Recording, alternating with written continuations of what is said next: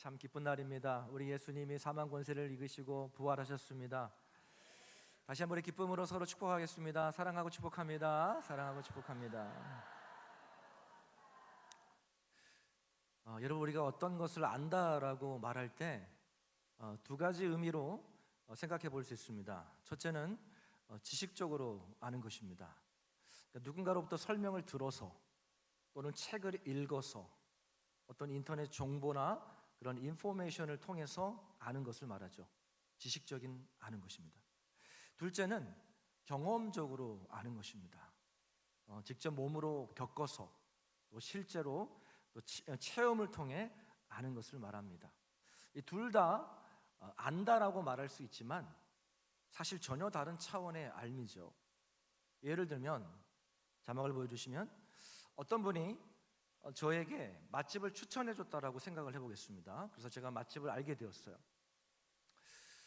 목사님, 거기 국밥집 진짜 끝내줍니다. 국물이 아주 그냥 진하고요, 고기도 얼마나 많이 들었는지 그냥 먹어도 줄지 않습니다. 고기가. 그리고 이 고기가 한우를 쓰는데 야들야들합니다. 제가 그 국밥집에 대해서 설명을 자세하게 들었어요. 여러분, 그런데 제가 그 국밥집에 대해서 설명을 자세히 들었다고 해서 정말로 그 국밥집을 안다라고 말할 수 있을까요? 네. 그냥 지식적으로 안다라고 말할 수는 있겠지만 제가 그 국밥을 직접 먹어보기 전까지는 그 국밥집을 진짜 안다라고 말하기는 어렵습니다. 이제 안 보여주셔도 될 것 같아요. 지난주에 미국에서 손님이 오셨습니다. 그래서 식사를 대접하게 되었는데 초밥이 스시가 먹고 싶다고 해서 인터넷으로 맛집을 검색을 했습니다. 어디를 갈까 검색을 했는데 가격도 괜찮고 또 분위기도 괜찮아요. 분위기도 괜찮고 그리고 막 여러 사진이 올라와 있어요. 굉장히 먹음직스러운 그런 스시들이, 초밥들이 이렇게 사진을 예쁘게 올려놨더라고요. 그래서 여기다 그러고 그냥 갔습니다. 여러분, 맛있었을까요? 맛이 없었을까요? 제가 태어나서 그렇게 맛없는 초밥은 처음이었습니다. 네. 어떤 건 비린내가 나서 도저히 먹을 수가 없었어요. 식당에 나오면서 제 아내한테 엄청나게 구박을 받았습니다. 제대로 알지도 못하면서 왜 여기로 데리고 왔냐고. 여러분, 저는 인터넷에 올라오는 그 글과 사진들을 보면서 저는 그 식당을 안다라고 생각을 했지만 실제로 직접 먹어보지 않고서는, 직접 먹어보기 전까지는 전혀 모르는 것이나 마찬가지였습니다. 여러분, 우리는 부활절마다 예수님의 부활에 대한 이 이야기를 듣죠. 정말 많이 듣습니다. 그래서 사람들이 예수님이 죽으시고 부활하셨습니다 라고 이야기하면 예, 저도 압니다 라고 말할 수 있습니다. 여러분, 그런데 정말 중요한 질문이 하나 있습니다. 그 예수님의 부활이 진짜 내 삶의 실제가 되고 있느냐라는 것입니다. 예수님의 그 부활이 내 절망을 이길 만큼 능력이 되고 있느냐라는 것입니다. 아니면 그냥 내가 알고 있는 이야기입니까? 여러분, 오늘 본문을 보시면 이 두 종류의 사람이 등장을 합니다. 부활을 들은 사람, 그리고 부활하신 주님을 만난 사람. 여러분, 같은 소식을 들었는데 어떤 사람은 울고 있고 어떤 사람은 그 부활의 소식을 듣고 변화되었습니다. 여러분, 그 차이는 무엇일까요? 여러분은 예수님의 부활을 믿으십니까? 정말 믿으십니까? 참으로 놀라운 일입니다. 여러분, 정말 참으로 복된 일입니다. 왜냐하면 예수님과 가장 가까웠던 제자들조차도 예수님의 부활을 믿지 않았습니다. 여러분, 오늘 본문을 보시면 부활하신 예수님께서 가장 먼저 부활하신 예수님을 가장 먼저 만난 사람이 등장을 하는데 바로 막달라 마리아였습니다. 마리아는 부활하신 주님을 만나고 제자들에게 달려가서 그 부활의 소식을 제자들에게 알렸습니다. 그런데 놀랍게도 제자들은 그 부활의 소식을 믿지 않았습니다. 심지어 예수님께서 십자가에 달려 돌아가시기 전에 제자들에게 내가 죽고 사흘 만에 살아날 것이다라고 제자들에게 말씀해 주셨어요. 마가복음 8장 31절 한번 보시면 예수님께서 제자들에게 이렇게 말씀해 주셨습니다. 함께 읽어볼까요? 시작. 인자가 많은 고난을 받고 장로들과 대제사장들과 서기관들에게 버림바 되어 죽임을 당하고 사흘 만에 살 것을 비로소 그들에게 여러분 가르치시되. 보세요. 예수님께서 죽을 것을 말씀하셨죠. 그리고 죽을 것만 말씀하신 것이 아니라 며칠 만에요? 사흘 만에 살아날 것이다 라고 제자들에게 직접 말씀해 주셨습니다. 한 번만 말씀한 게 아니에요. 마가복음 9장 31절을 보세요.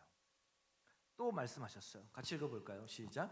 이는 제자들을 가르치시며 또 인자가 사람들의 손에 넘겨져 죽임을 당하고 죽은 지 며칠 만에 3일 만에 살아나리라. 네. 예수님께서 거듭 말씀해 주셨죠. 한 군데 더 찾아보겠습니다.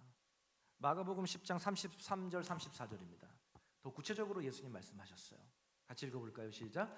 보라 우리가 예루살렘에 올라가노니 인자가 대제사장들과 서기관들에게 넘겨지매. 자, 누구에게 넘겨지는지 구체적으로 말씀하고 있죠. 그리고 그들이 죽이기로 결의하고 이방인들에게 넘겨주겠고, 이방인들은 헤롯과 빌라도를 말하죠. 그들은 능욕하며 침뱉음에 채찍질하고 죽일 것이나 그는 며칠 만에요? Third day, 3일 만에 살아날 것이다. 네. 여러분, 제자들은 예수님의 죽으심과 부활에 관하여 한 번만 들은 게 아닙니다. 여러 차례, 그것도 예수님께 직접 들었습니다. 그럼에도 제자들은 예수님의 그 부활 소식을 듣고 와, 예수님께서 말씀하신 대로 부활하셨구나 이렇게 기뻐한 게 아니라 믿지 못했습니다. 왜 그랬을까요? 여러분, 예수님께서 돌아가시고 난 이후에 예수님의 그 시신을 이제 수습을 해야 되고 장례식을 치러야 되는데 장례를 치를 사람이 아무도 없었어요. 제자들이 다 도망가고 없었기 때문입니다. 그때 등장하는 사람이 누구냐면 아리마대 요셉이라는 사람이었습니다. 아리마대 요셉이 담대하게 빌라도에게 찾아가서 예수님의 시신을 달라고 요구를 했습니다. 그래서 예수님의 그 시신에 깨끗한 세마포로 싸고 그리고 한 번도 사용하지 않은 그 돌 무덤에 예수님의 시신을 안치했습니다. 그 소식을 들었던 이 대제사장들과 바리새인들이 빌라도를 찾아가서 한 가지 요구를 했습니다. 저들이 왜 빌라도를 찾아갔냐면 예수님의 무덤을 지켜줄 것을 요구했기 때문입니다. 왜냐하면 제자들이 예수님의 시신을 훔쳐다가 예수가 살아나셨다라고 꾸밀 수 있기 때문에 무덤을 지켜달라고 요구한 것이었습니다. 그래서 빌라도가 경비병들을 이 예수님의 무덤을 아주 굳게 지키게 했습니다. 그리고 예수님의 그 무덤을 막고 있던 돌에 임봉을 했습니다.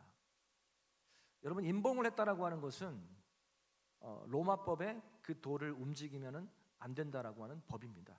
그러니까 그 돌을 터치하면 안 되는 거예요. 불법입니다. 그것은. 그 사건을 마태는 이렇게 기록을 했습니다. 마태복음 27장 62절에서 66절을 보시면, 자, 그 이튿날은 준비일 다음 날이라 대제사장들과 바리새인들이 함께 빌라도에게 모여 이르되, 자, 왜 빌라도에게 찾아갔느냐? 주여, 저 속이던 자가, 여러분, 저 속이던 자가 누구를 말할까요? 예수님이시죠. 저 속이던 자가 살아있을 때에 말하되 내가 자 며칠 후에요? 사흘 후에 다시 살아나리라 한 것을 우리가 기억하노니. 여러분, 참 아이러니하죠. 예수님의 제자들은 기억을 하고 있어요? 못하고 있어요? 기억을 못하고 있는데 누구는 기억하고 있어요? 예수님을 죽였던 대제사장들과 바리새인들을 기억하고 있는 거예요. 자, 그러면서 뭐라고 말하냐면, 그러므로 빌라도시여, 명령하여 그 예수님의 무덤을 자 며칠까지요? 사흘까지. 왜 사흘까지 지키라고 얘기했을까요? 사흘째 된 날 살아나니까 사흘까지 굳게 지키게 하소서. 왜 굳게 지키게 하라고 얘기했을까요? 그 제자들이 와가지고 그 예수님의 시체를 도둑질해가지고 백성들에게 예수님이 살아나셨다 그렇게 하면 그가 죽은 자 가운데서 그 살아있을 때보다 더 많은 사람들이 소요가 일어나기 때문에 그렇게 해달라는 것이죠. 그래서 빌라도가 이 경비병들을 불러다가 예수님의 무덤을 굳게 지킬 것을 명령했습니다. 여러분, 그러나 우리가 오늘 찬양 불렀던 것처럼 저들이 굳게 무덤을 지켰지만 헛된 것이었습니다. 그 누구도 그 무엇도 예수님의 부활을 막지 못했습니다. 우리 예수님은 사망 권세를 이기시고 예수님이 말씀하신 대로 사흘째 되는 날 살아나셨습니다. 오늘 본문을 보시면 막달라 마리아를 비롯한 몇 명의 여인들이 안식 후 첫날 이른 아침에 새벽이죠, 예수님의 그 시신에 향품을 바르기 위하여서 예수님의 무덤으로 갔습니다. 예수님의 그 시신에 향품을 바르는 이유는 뭐냐면 예수님의 그 시체가 이제 썩어가고 있었기 때문에 냄새를 막기 위해서 향품을 바르기 위해서 간 거죠. 보통 그 유대인들은 이제 시신이 죽고 3일째가 되면 이제 부패하기 시작하죠. 냄새가 납니다. 그래서 그 냄새를 막기 위해서 이 향유를 바르죠. 굉장히 값비싼 겁니다. 자, 근데 오늘 1절 2절 말씀을 보시기를 바랍니다. 자, 같이 한번 읽어볼까요? 시작. 안식일이 지나매 막달라 마리아와 야고보의 어머니 마리아와 또 살로메가 살로메가 가서 예수께 바르기 위하여 향품을 사다 두었다가 안식 후 첫날 매우 일찍이 해 돋을 때에 그 무덤으로 가며. 네, 주일 새벽이죠. 안식 후 첫날 매우 일찍이 주일 새벽에 예수님께서 말씀하신 그 3일째가 되는 날이었습니다. 예수님의 그 시신에 향품을 바르기 위해서 찾아갔는데 그 돌 무덤이 어떻게 돼 있었죠? 그 예수님의 무덤을 막고 있던 그 큰 돌이 옮겨져 있었습니다. 조금 전에도 말씀드렸지만 예수님의 무덤을 막고 있던 돌은 움직일 수 없었어요. 왜냐하면 무거워서가 아니고 그게 불법이었기 때문에 그래요. 돌을 옮기는 것이 불법이었기 때문입니다. 같은 사건을 기록하고 있는 요한복음을 보게 되면 막달라 마리아가 예수님의 무덤에 돌이 옮겨진 것을 보고 울었다라고 이야기해요. 막달라 마리아가 울었던 이유는 예수님의 시신을 누군가가 훔쳐갔다라고 생각했기 때문에 그렇습니다. 마리아가 그렇게 슬퍼 울고 있는데 부활하신 예수님께서 나타나시죠. 그런데 막달라 마리아는 그 부활하신 예수님을 보고도 예수님이신지를 알았어요, 몰랐어요? 몰랐습니다. 네, 뭐 아직 새벽이어서 그랬는지 모르겠지만 아무튼 그의 눈이 어두워서 보지를 못했습니다. 그 부활하신 예수님이 동산직인 줄 알고 예수님의 시신이 도대체 어디 있습니까? 라고 물었습니다. 그때 예수님께서 마리아야, 딱 한마디 하시죠. 마리아야. 그때 그 예수님의 그 목소리를 듣고 마리아가 예수님인 것을 깨닫게 된 거예요. 그래서 마리아가 제자들에게 막 달려가서 예수님이 다시 살아나셨습니다, 예수님이 부활하셨습니다, 막 이 소식을 전한 거죠. 자, 여러분, 그런데 예수님이 부활하신 그때 제자들은 뭘 하고 있었는가? 여러분 10절을 보세요. 오늘 보면 10절을 보시면 함께 읽어볼까요? 시작. 마리아가 가서 예수와 함께하던 사람들이 슬퍼하며. 뭐 하고 있었어요? 슬퍼하며 울고 있었습니다. 뭐 하고 있었어요? 슬퍼하며 울고 있었습니다. 여러분, 예수님이 부활하셨는데, 그렇죠? 죽음을 이기시고 부활하셨는데, 예수님이 지금 살아계시는데 제자들은 뭐 하고 있어요? 슬퍼하며 울고 있습니다. 여러분, 왜 제자들은 슬퍼하며 울고 있었을까요? 몇 가지 이유를 생각해 볼 수 있죠.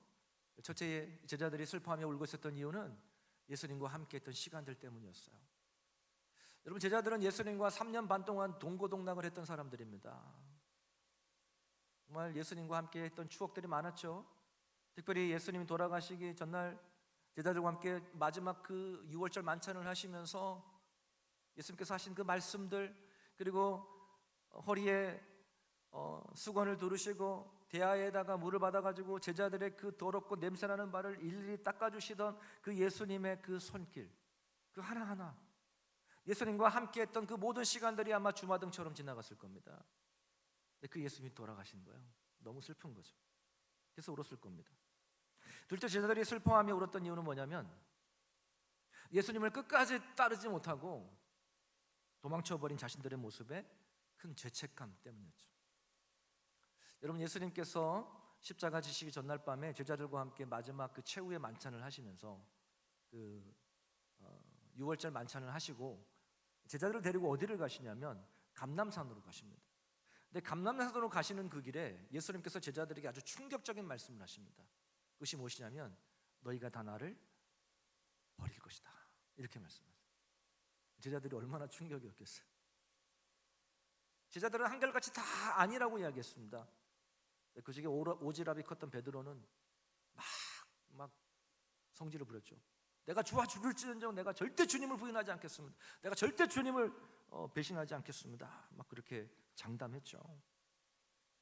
근데 불과 몇 시간 후에 무리들이 이 검과 뭉치를 가지고 예수님을 잡으러 왔을 때 제자들은 예수님이 말씀하신 대로 다 도망가 버렸어요. 그리고 여러분 사도 요한을 제외한 모든 제자들은요 예수님의 임종조차도 보지 못했습니다. 여러분 그런 제자들이 얼마나 마음이 힘들었겠어요. 자, 셋째, 제자들이 슬퍼하며 울었던 이유, 저는 이 이유가 근본적인 이유였다고 생각이 되는데, 제자들이 슬퍼하며 울었던 이유는 이것 때문이에요. 예수님의 부활을 믿지 못했기 때문에 그래요. 오늘 보면 11절 한번 같이 읽어보겠습니다. 시작. 그들은 예수께서 살아나셨다는 것과 마리아에게 보이셨다는 것을 듣고도 믿지. 여러분 믿었습니까? 믿지 못했습니까? 믿지 못했습니다. 아까도 말씀드렸지만 예수님께서 십자가에 돌아가시기 전에 예수님께서 직접 제자들에게 내가 죽을 것이고 며칠 만에요? 사흘 만에, 3일 만에 다시 살아날 것이다 라고 그 부활을 여러 번 말씀하셨어요. 근데 제자들은 지금 뭐 하고 있습니까? 슬퍼하며 울고 있습니다. 심지어는 부활하신 주님을 직접 목격한 만난 마리아가 예수님 부활하셨습니다, 내가 만났습니다 라고 이야기를, 그 부활의 소식을 듣고도 믿지를 못했습니다.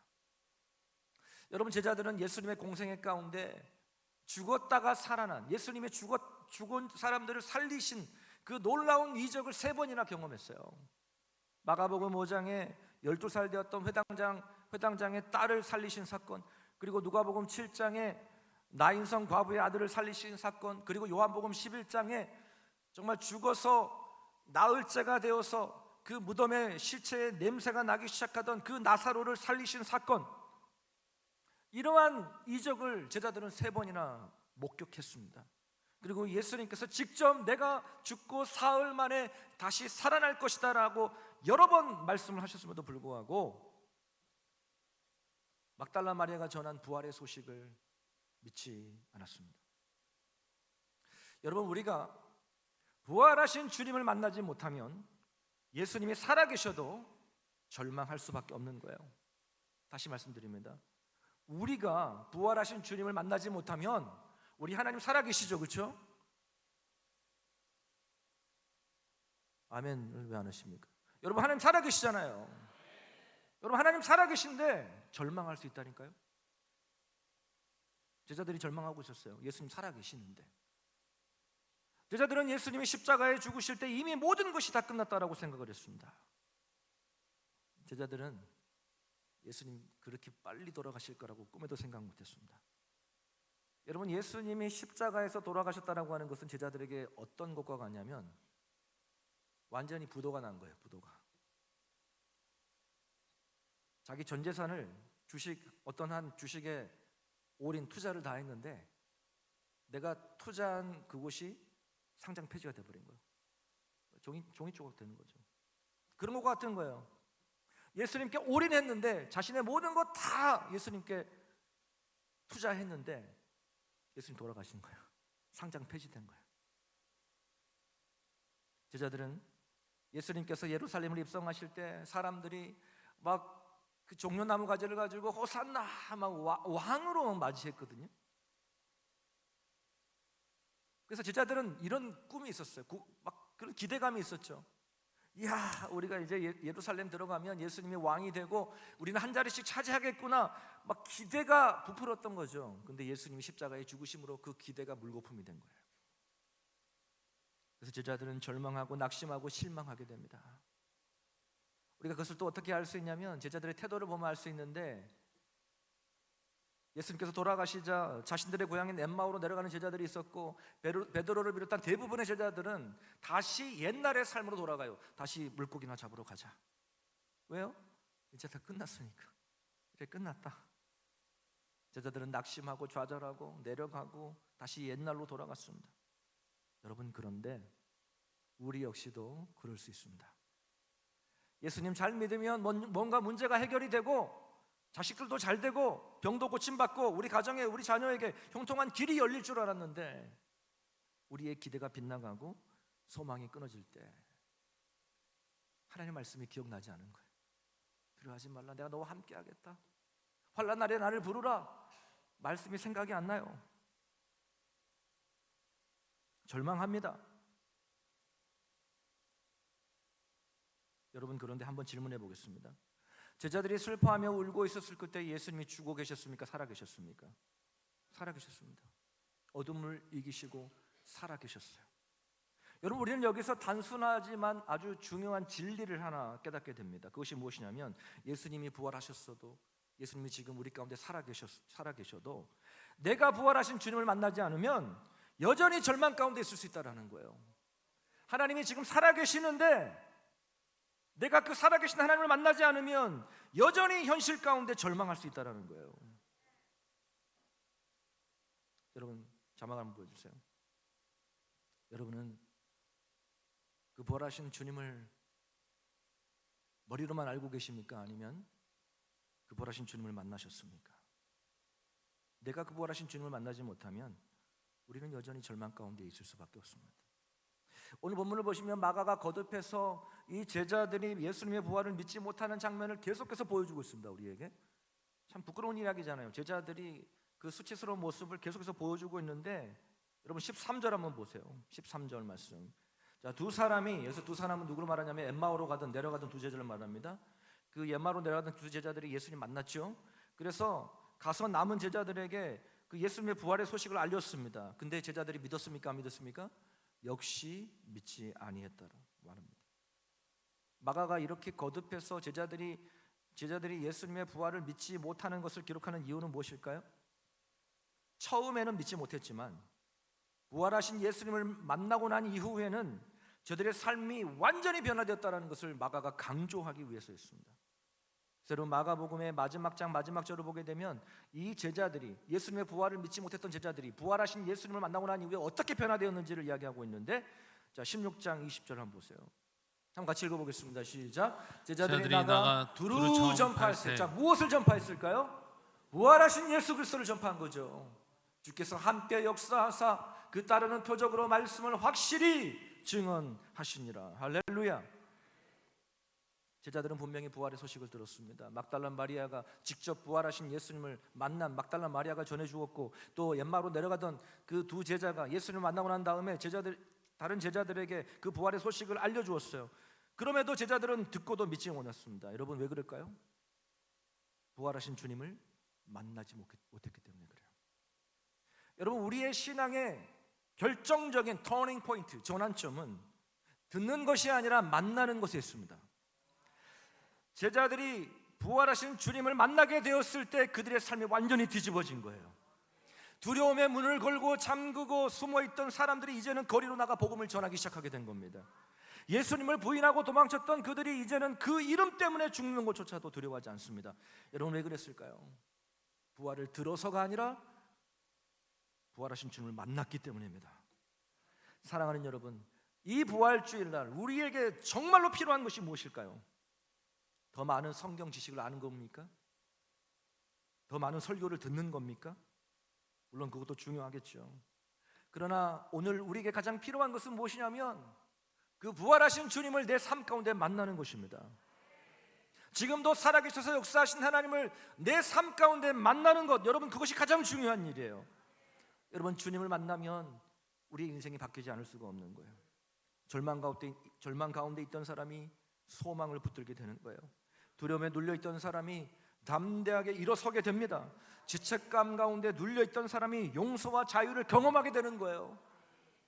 그 놀라운 능력이 바로 부활하신 주님을 만나게 될 때 일어나게 된 줄 믿으시기를 바랍니다.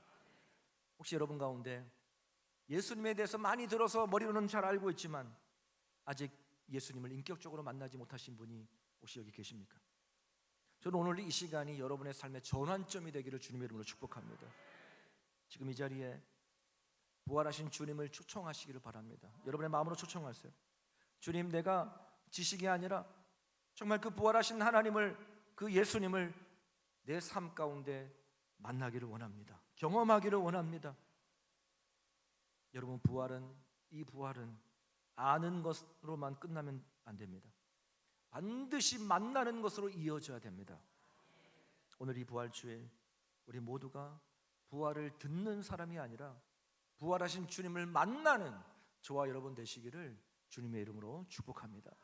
우리 함께 시간에 찬양하고 좀 기도하겠는데요. 내는 주의 영광을 보내. 우리 함께 찬양합니다.